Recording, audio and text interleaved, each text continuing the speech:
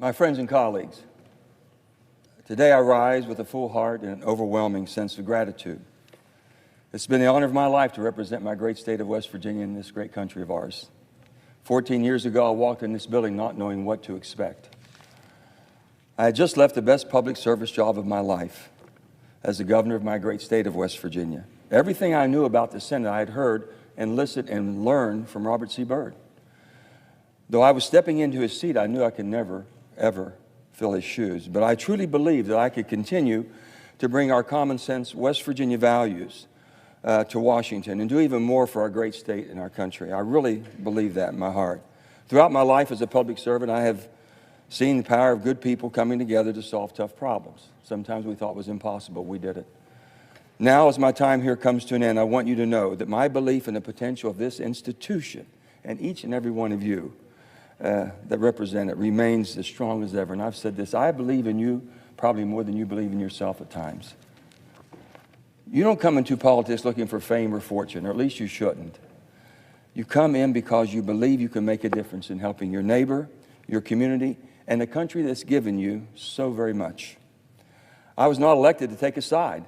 I was elected to represent all sides. The only side I've ever truly believed in is the American side, which I believe we all belong to. And that's why I entered public service all those years ago. This was not a dream of mine to be a politician or be in public service. And I can say with a clear conscience that I've always tried to serve the people first, putting country before party, principle before politics. Each and every one of us are products of our environment. We are who we are because of who raised us, where we were raised, and how we were raised. It never should leave you. It never has. I was raised in Farmington, a little small coal mining town in West Virginia, where we learned early on that the best way to get ahead was to roll up your sleeves and get to work. Pretty simple. My grandparents were born in Czechoslovakia on the other side and Italy on my father's side.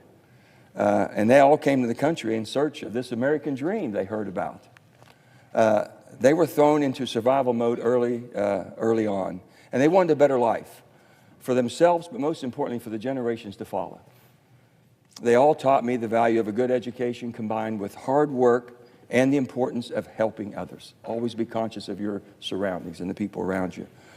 From them, I learned a core principle. You have a moral obligation to help those who can't help themselves. Very clear. But able-bodied people who fall on hard times don't need a continuous handout. What they really need is a hand up to get back in the fight of life. I believe the greatest gift you can give someone when they're struggling is a job. It's not just about earning a paycheck, it's about dignity and purpose and the hope that go with it. I've always believed that this was true for government too. Government is not designed to be your provider. It's designed to be your partner, and the best partner you've ever had. The most effective government programs are the ones that people get to work. They give them a sense of purpose and help and build a better future. During the Great Depression, and all of us who know our history, do you ever remember the federal government sending anybody a check? Not one time did we ever hear that FDR sent checks out. He sent hope, opportunity, and we rebuilt America. We did it. It put people back to work, and that's really what it's all about. Government is there to help you during difficult times. There are Americans out there today, many, many Americans all over our great country that need a second chance. They really do. And we should give it to them. That's our responsibilities. For example, in 1946, the federal government intervened to stop a nationwide coal strike because it was destroying our economy coming out of the war. Something had to be done. In exchange for returning to work, the United Mine Workers of America received a guarantee from the federal government that their pensions and their health care benefits that they had worked for and earned would be guaranteed for them, for their life. Over the next 60 years, Congress had to step up to make good on this promise, as individual coal companies' bankruptcies threatened to take away all that they had earned, everything. In 2019, after Murray Energy declared bankruptcy, the entire system was on verge of collapse. And nearly 100,000 coal miners, not just from my state, but all over the country, and their families were about to lose everything, nothing to look forward to. Every one of us stepped up, Democrats, Republicans, worked together to make sure we fulfilled the promise that the government made 60 years ago. But somewhere along the way, government stopped being a partner and started being a provider. It's not good for people who end up trapped in a system of dependency and poverty, which we all have some in our states. Some of us have more than others. It's time to put the relationship between government and the people back in its proper place. When I started in the West Virginia State House of Delegates, I was one of 100. One of 100. Then I went to the state Senate. I became one of 34. Then I became Secretary of State, and then I became governor of the state of West Virginia. At every step, I asked myself one simple question: how can I be in a position to help more people in my state? One of 100, then one of 34, and one of 1. And then the opportunity to go to the Senate to really do something extraordinary for the whole country, help millions of people. That question has been my compass, eventually led me here to the United States. And that's exactly why we are all sitting here, I believe. And when asked what my politics is, I never hesitate to tell you, I'm fiscally responsible and socially compassionate. It's the way I was raised. Again, you go back to your childhood. Where you're raised, how you're raised, and who raised you. That was it. Take care of yourself, help others if you can. As Secretary of State, I launched a program called SHARES, Saving History and Reaching Every Student. And no one had heard anything about this, but we had to do something because our voting turnout was low, and I'm a Secretary of State, and I had to get an insurgent there. So we come up with this program, and what we did, first of all, we went into the schools because they weren't teaching it. Democracy and education, everything that needed to be done in the schools wasn't being done. So what we had done then, we'd go in there and we taught every high school, every person in West Virginia that was 17 years of age would turn 18 on or before the general election could vote in the primary at 17 years of age. And then we had a contest. Jennings Randolph was the father of this contest. We put his name on it. And what we did then is we gave out certificates and schools of excellence if they got everyone 100% registered. And let me tell you what happened there. Once we got all the kids involved and got them wanting to go vote, now they knew they could at 17 years of age, and they were going to be 18 before, or those who already turned 18, they started taking their parents back, their grandparents back, their aunts and uncles. And our voting percentages went tremendously just to get them enthused. I said, we can't get the old dogs back in the barn or in the house, but we can teach those old dogs some new tricks. It wasn't about who won or lost. We just wanted them to register. We never told them how to register or what party to be in. And I saw firsthand what we could accomplish. So when I tell you it wasn't exactly my plan to join the Senate, when Senator Byrd passed away in 2010, I had to make one of the toughest political decisions of my life. But I saw an opportunity to serve more people and tackle bigger challenges, and that weighed on me heavily. Our state was in good shape. We'd worked hard. I'd been there for 6 years as governor, and we worked together tremendously. And I thought, man, we can really do something together. We'll come here and we'll all work together. And I have to admit to you, it was a harder transition than I expected. Coming here to Washington was so humbling. It really was. I kept in thinking, okay, here we go. We're going to work together just like we did in West Virginia to solve the nation's problems now. Not West Virginia problems, but the nation's problems. But it didn't take long for me to see that the divisions here run pretty deep. So one of my first conversations with Harry Reid, and you know, Harry's conversations weren't very long, so it was short. He asked me to fundraise for Democratic candidates to run against sitting Republican senators, which I guess both sides. That's just the way I didn't know that. Where I come from, they take you behind the barn and we're going to have a little conversation. So anyway, I told him, I said, Harry, I'm not going to raise money to attack my friends and colleagues just because they have an R by their name. How do we expect to work together if I'm working against them when they're in cycle? I said, I'm not going to do that. And of course, I didn't win the popularity contest with Harry either. But it sure felt like the right thing to do. Equally important, it felt necessary if the Senate was going to work on behalf of the people, we needed to treat each other with respect. And I've tried to do that with everybody. I don't look at anybody sitting here that I feel that's not my friend. And I feel very strongly about that. I signed an ethics pledge on the floor of this Senate to never campaign against a sitting colleague. Now, I know I have other colleagues sitting here that feel the same as I do. And I'm still looking for some more signatures. And I'm going to keep working on that. I think it would be wonderful if we just controlled ourselves and we wouldn't campaign against each other. But, you know, I'm a little bit persistent, so I'm going to give it everything I've got for the next how many days I have, and I'll still be around maybe even a little after that. Despite all this, we've achieved some of the remarkable things over the past 14 years.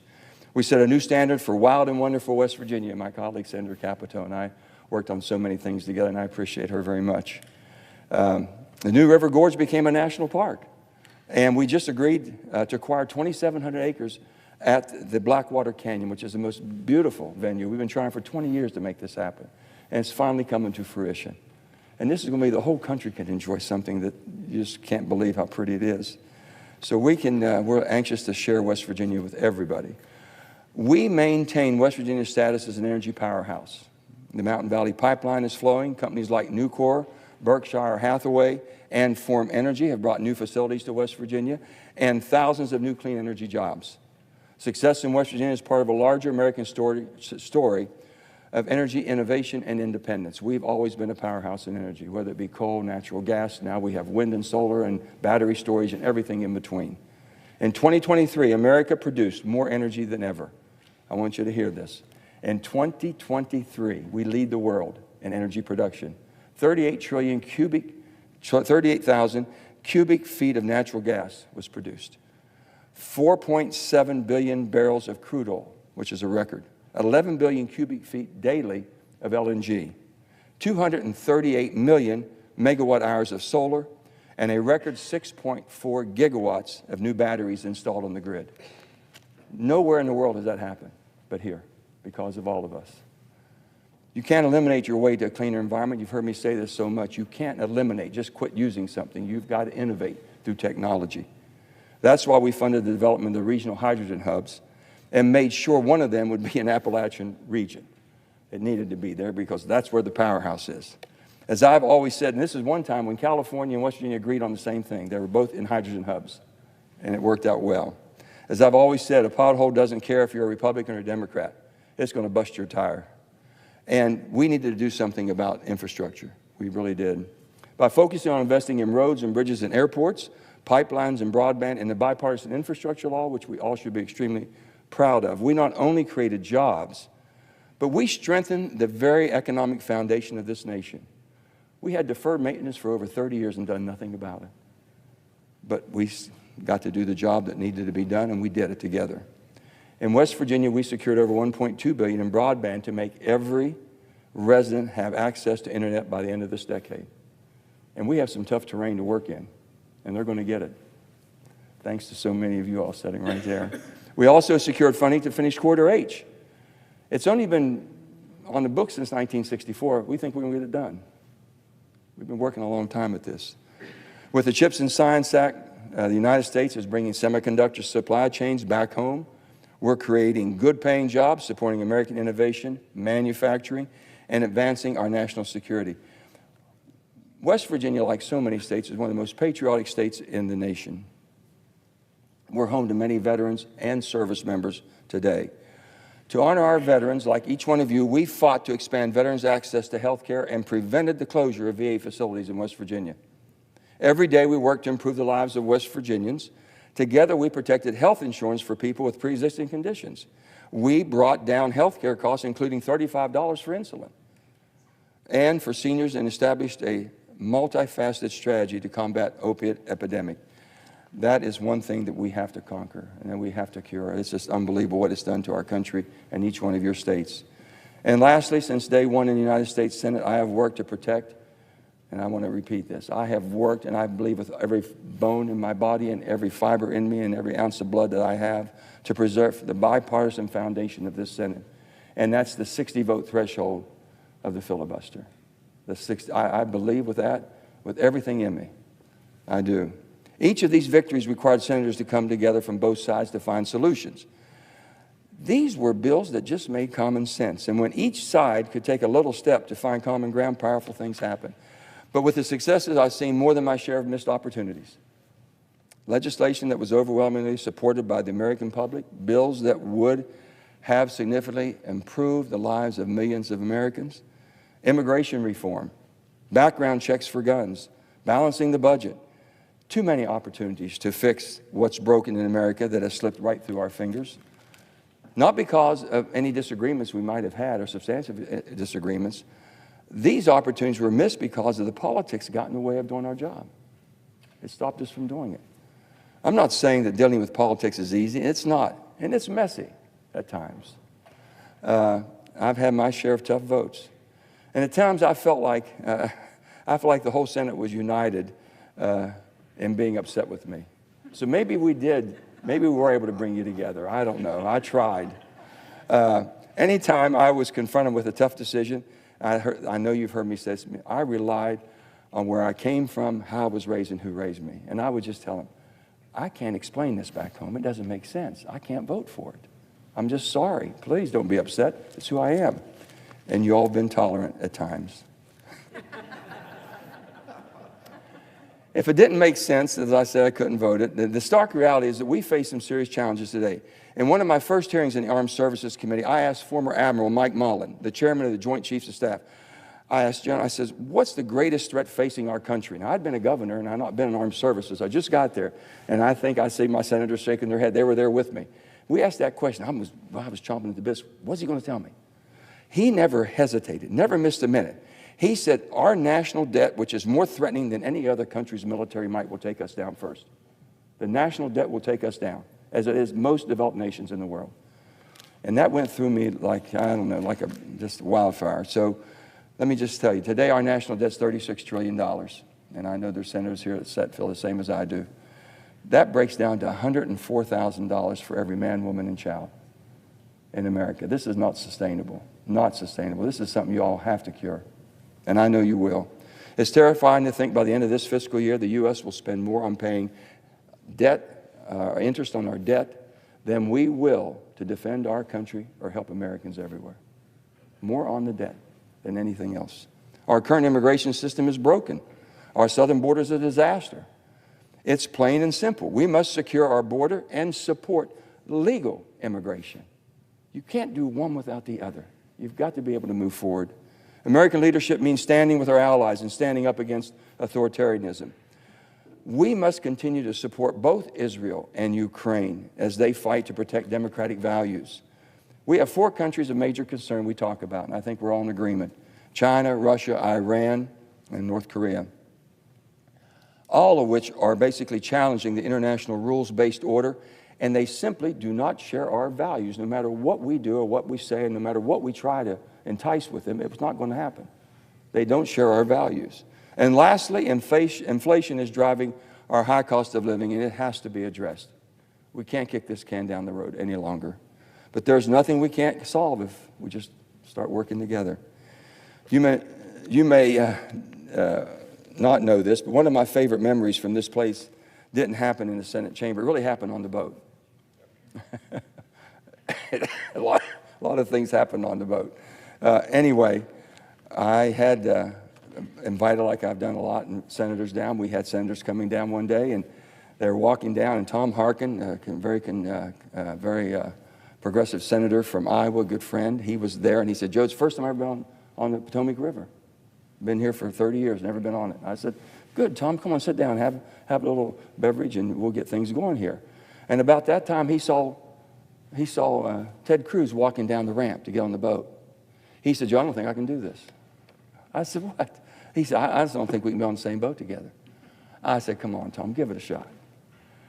Ted got on the boat, Tom, and before you knew it, they started talking. I don't know what they were talking about. Probably wasn't politics.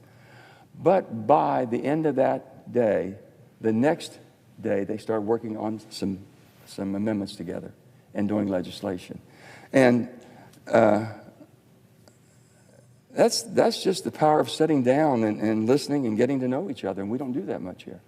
It's hard for us to get together. We know that. We need more of that in Washington. I hope you all make an effort to visit with each other, spend a little bit of time. I'm not going anywhere, gang. The boat's still going to be there. So you all call me whenever you want to come down. We're going to get together, whatever you want. Many of our differences today are pale in comparison to the disagreements between the Founding Fathers in 1789. But they understood what was at stake, and they were willing to put their differences aside to build something extraordinary. We need to recapture that spirit today. To my colleagues, I'll leave you with this challenge. Every day ask yourself, what have I done for my country today? What have I done?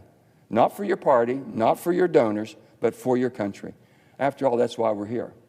That's the purpose of us being here. We got to stop demonizing each other. We've got to argue over ideas. That's fine, but not personalities. You can argue over ideas, but not personalities. We're all elected, and we all should be respected for that.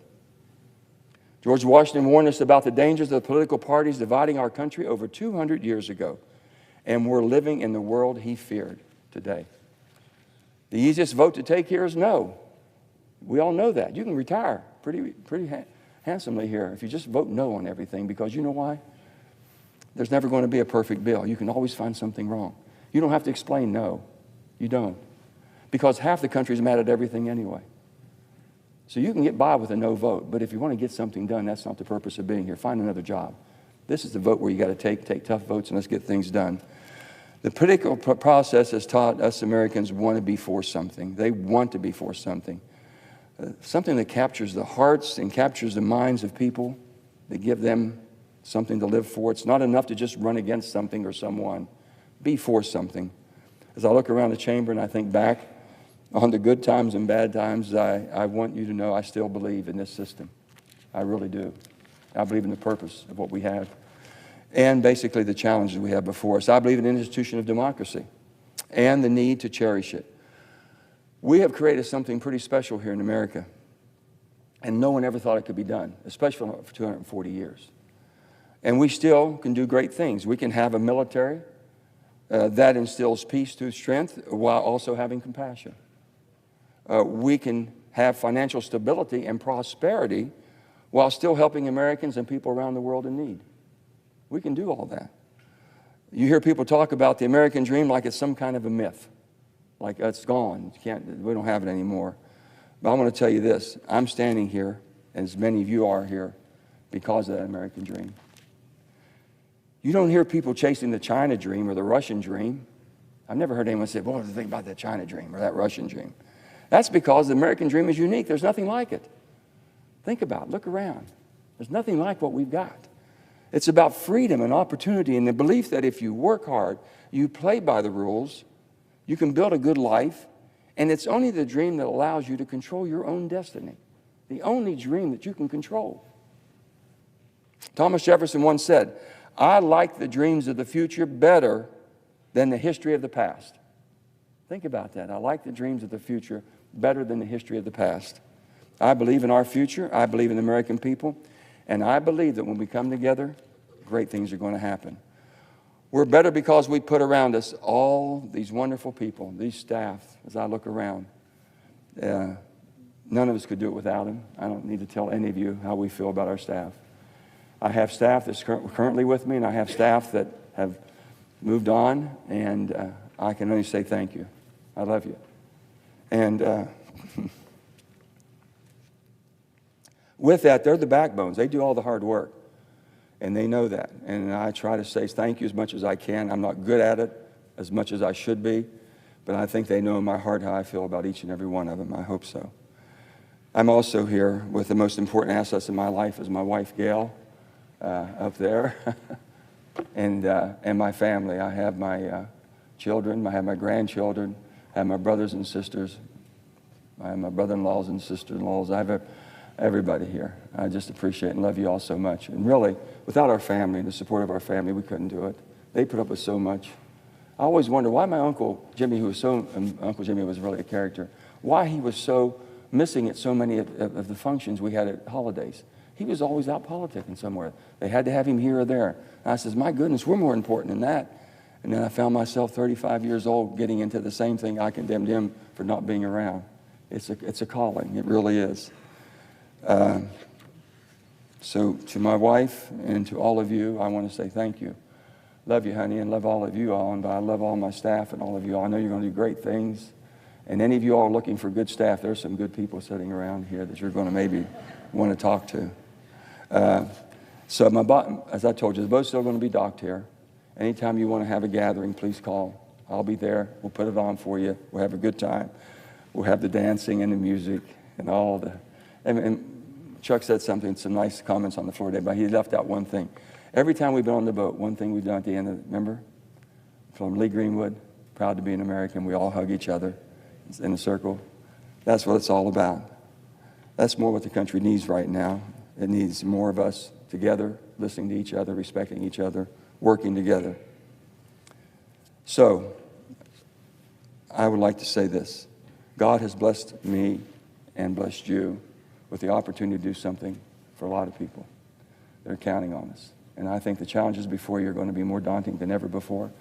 But again, I've said I believe in you more than you believe in yourself. I know you're up to the challenge. I know you'll do the job. I really do. I believe in that. I'm going to be rooting, screaming and hollering for my team. And this is my team. All the D's and the R's and the I's in here is my team. And I love each and every one of you. Thank you for giving me the honor of a lifetime to serve in, I think, the greatest deliberate body the world has ever known and ever will know, the United States Senate. God bless the state of West Virginia. May God continue to bless the United States of America.